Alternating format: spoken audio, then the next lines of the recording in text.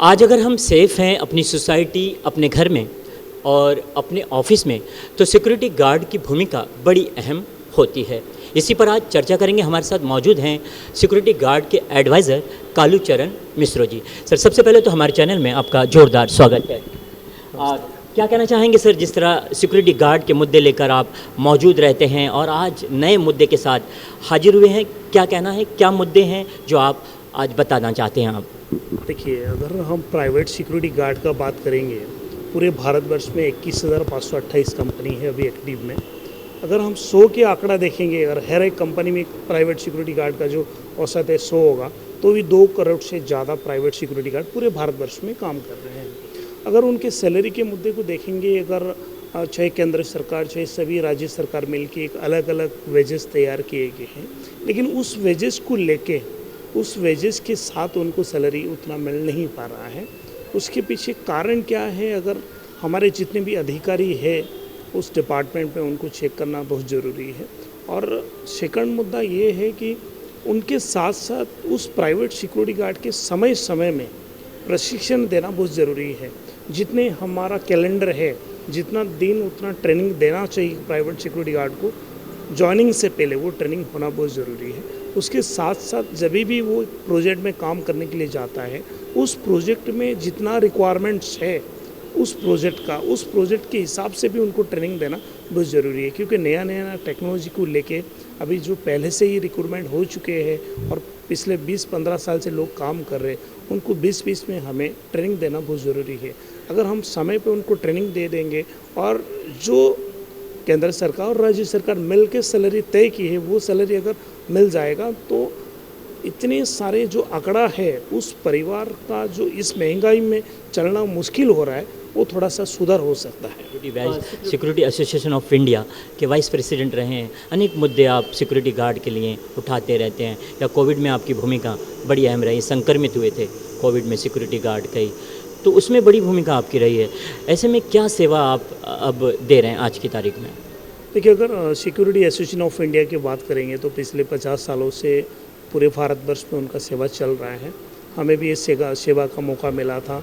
मैं 1 साल के लिए सेवा दिया था उनके साथ, और साथ साथ मैंने एनपीसी नेशनल प्रोडक्टिविटी काउंसिल का टेक्निकल मेंबर था, प्रोग्राम कोऑर्डिनेटर था, और ब्यूरो ऑफ इंडियन स्टैंडर्ड के टेक्निकल कमेटी चेयरमैन था। उसके साथ international human rights of India का भी मैंने स्टेट वॉलंटियर था। फिर एंटी करप्शन ऑफ इंडिया के भी मैंने स्टेट का जो वाइस प्रेसिडेंट था। चीज़ें बहुत ये है कि सेवा हमें कोई भी संस्था के रह के दे चुके, बट मेरा शुरुआत से लेकर अभी तक मुद्दा सेम है कि पूरे भारतवर्ष में जितने भी प्राइवेट सिक्योरिटी गार्ड है, उनका हक जो उनको मिलना चाहिए वो समय समय मिलना चाहिए। जब नहीं मिलेगा और हमारे पास उसका अगर सूचना आएगा तो हम सरकार को इसके बारे में सूचित ज़रूर करेंगे, क्योंकि उनका जो हक का है उनको मिलना बहुत ज़रूरी है। चलते चलते सर, जिस तरह आप लोगों को सेवा देते हैं, कई बार ऐसा होता है कि जब सिक्योरिटी गार्ड के आप अधिकारों की बात करते हैं तो कई बार आपको प्लेसमेंट का भी सामना करना पड़ता है। इस पर क्या कहना चाहेंगे आप? देखिए, अभी प्राइवेट सिक्योरिटी इंडस्ट्रीज़ हमारा थोड़ा डिफरेंट है। उस इंडस्ट्रीज़ में लोगों का नज़र थोड़ा अलग है, उनको नज़रिया चेंज करना बहुत ज़रूरी है।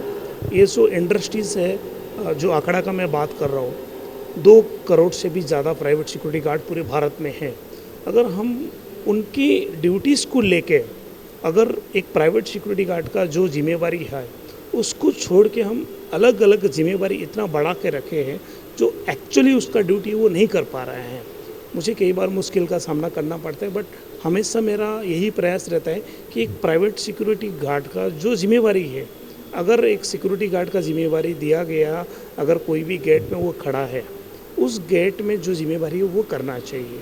अगर उस जिम्मेवारी को छोड़ के हम कई बार चाहे सोसाइटी, चाहे ऑफिस, चाहे कमर्शियल सेंटर, चाहे इंडस्ट्रीज़ में इतना अन्य कामों में बिजी रखते हैं उस प्राइवेट सिक्योरिटी गार्ड को, उसका जो प्राइमरी जॉब है वो नहीं कर पाता है। तो उसको लेकर अगर सोसाइटी अवेयर हो जाए कि एक प्राइवेट सिक्योरिटी गार्ड को जिस जवाबदारी के लिए हमने रखा है, उस जवाबदारी को छोड़ के हम दूसरा काम नहीं देना चाहिए, उसमें वो भी सेफ रह पाएंगे।